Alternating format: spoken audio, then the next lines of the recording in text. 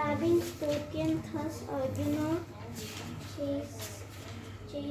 Chastiser.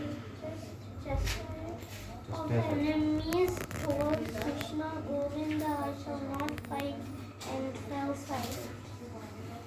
Text 10. O descendant of Bharata, at the time Krishna, smiling in the midst of both the armies, spoke the following words to the grief-stricken Arjuna. Text 11. The Supreme Personality of the Godhead said, by speaking learned words, you are mourning for what is not worthy of belief. Those who are wise lament neither for the living nor for the dead. Text 12. Never was there a time when I did not exist, nor you, nor all these things. Which recommended various fruitive activities for elevation to the heavenly planets, resultant good birth, power, and so forth. Being desirous for senses of gratification and opulent life, they say that there is nothing more than this. 644. In the mind of those who are too attached to sense enjoyment and material opulences, and who are bewildered by such things, the resolute determination for devotional service is the Supreme Lord does not take place. Text 45. The Vedas deal mainly with the subject of three modes of material nature. O Arjuna, become transcendent in all these three modes. Be free from all your tolerant, then without resistance. Text 15. Who best among men, Arjuna?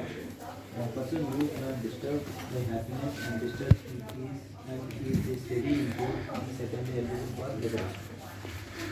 Text 16.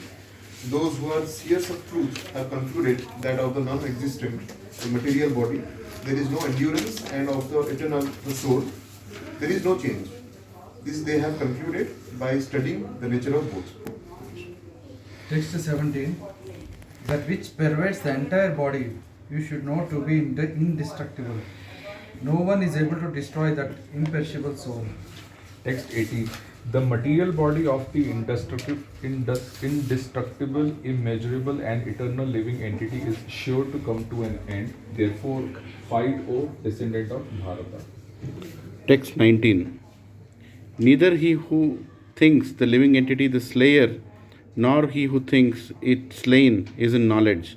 For the self slays not nor is slain. Text 20.